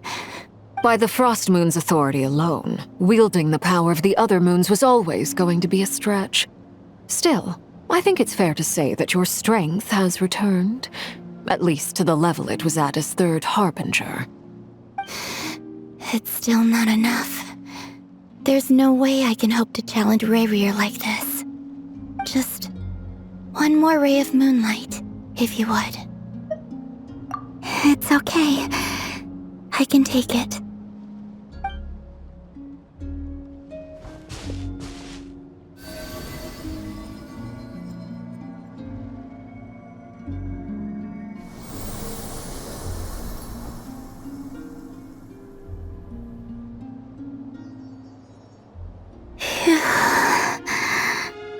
How about now?